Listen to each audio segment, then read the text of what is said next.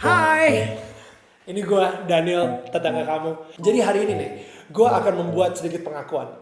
Gue adalah seseorang yang suka membandingkan diri gue dengan orang lain. Ketika gue lihat banyak selebriti di Instagram pada mulai donasi dan membuat perubahan, gue ngerasa kok gue cuma di rumah gitu aja gitu. Dan jadi ada yang berhasil ngumpulin dana dari 10 juta rupiah, 100 juta, 1 miliar, sampai 5 miliar juga ada. Sementara gue di rumah jadi guru SD dan ngajarin anak gue matematika. Seriously. So, gue mulai dong buat IG live atau Instagram live biar bisa ngehibur dan ngajak teman-teman selebriti untuk ngobrol. Lumayan lah, ada 1000 penonton gitu.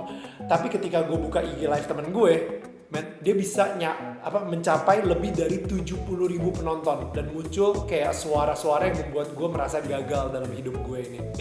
So, gue ceritain ini ke temen gue, teman-teman deket gue juga, dan mereka sampai ternganga-nganga sih. Dan mereka bingung, gila, hebat banget loh bisa dapat 1000 penonton. Gue aja udah happy banget kalau IG live gue ada 15 penonton. Wah, di situ gue baru sadar, ternyata matriks gue atau standar ukuran gue itu salah. Ini bahaya banget karena cara gue mengukur itu bisa menentukan apakah gue adalah seseorang yang sukses atau gagal.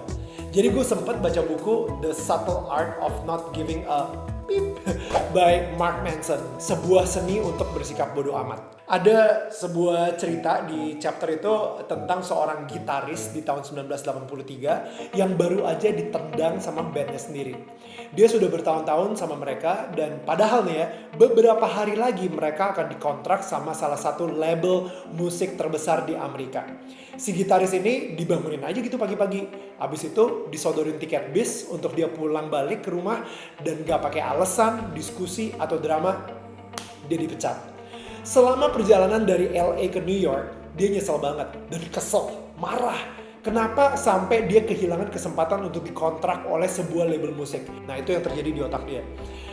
Tapi ketika busnya sampai di New York, dia bersumpah akan memulai band baru. Band yang akan jauh lebih sukses daripada band lamanya. Sampai mereka ini, band lamanya ini bakal nyesel mecat dia. Dia latihan mati-matian, cari anggota band yang jauh lebih hebat dari band sebelumnya, dan menulis puluhan lagu metal. Pokoknya kemarahan dia itu menjadi ambisinya. Balas dendam itu jadi mantra hidup dia saat itu. 2 tahun kemudian, yes, band baru si gitaris tersebut berhasil dikontrak oleh label musik dan album pertamanya menjual lebih dari 500.000 keping. Sang gitaris bernama Dave Mustaine dan band barunya adalah band hebat metal yang sangat legendaris namanya Megadeth. Mereka telah berhasil menjual 25 juta album di dunia. Sampai hari ini Dave Mustaine bisa dibilang seorang musisi legendaris yang sangat dihormati dan disegani, khususnya di dunia heavy metal. Sayangnya, band yang pecat dia namanya Metallica. Dan udah menjual 180 juta album dan terkenal sebagai salah satu band rock legendaris terhebat di dunia. Nah, jadi karena hal ini nih, di tahun 2003 di sebuah wawancara yang sangat intimate, si Dave Mustaine mengakui kalau dia masih merasa sebagai orang gagal. Walaupun mempunyai banyak sekali achievement atau keberhasilan, tapi tetap aja dia pikir bahwa diri dia akan selamanya menjadi seorang gitaris yang pernah dipecat dari Metallica. My God, Lars, you guys woke me up and said, you know what, you're out. And I asked you, what, no warning? I said, no second chance. Manusia itu memang bisa dibilang hampir sama ya. Jadi secara instinktif itu suka membanding-bandingkan. Tapi pertanyaannya ini nih. Bukan soal apakah kita suka membandingkan diri dengan orang lain. Pertanyaan yang lebih penting adalah berdasarkan standar apa kita membandingkan diri kita dengan orang lain. Dave Mustaine secara gak sadar mengukur kesuksesan dia di dalam hidup berdasarkan standar kesuksesan Metallica. Dia tidak melihat lagi keberhasilan dia, penghargaan yang diterima oleh Megadeth, jutaan fans yang mengeluh-elukan nama dia dan juga bandnya. Dia hanya fokus sama kegagalan dia mengalahkan kesuksesan Metallica. Mungkin lu sama gue sekarang mikir, ya elah, cengeng banget sih si Dave Mustaine ini. Padahal dia udah tajir banget, punya jutaan fans, dia ngelakuin kerjaan yang dia cintain, yaitu main gitar di atas panggung. Tapi masih aja bete dan nangis-nangis sendiri gara-gara ngerasa gagal kalahin band yang pernah pecat dia 20 tahun yang lalu. Move on dong bro.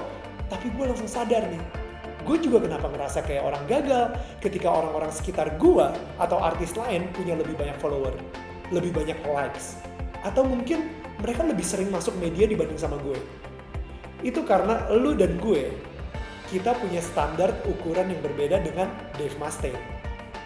Gue jujur gak peduli sih sama penjahit terhebat di dunia, dan gue gak akan pernah membandingkan diri gue sama si penjahit tersebut.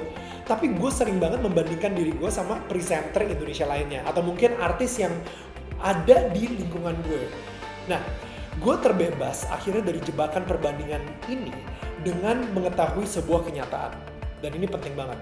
Untuk merubah cara pandang kita terhadap kehidupan ini adalah dengan merubah apa yang kita nilai berharga dan cara kita mengukur kesuksesan atau kegagalan. Jadi mungkin di waktu isolasi dan juga work from home ini, mungkin ini adalah saat yang tepat nih buat kita bertanya kepada diri kita sendiri. Udah tepat belum sih nilai yang saya pegang? Perlu nggak sih saya mengganti nilai yang selama ini menjadi standar ukuran saya?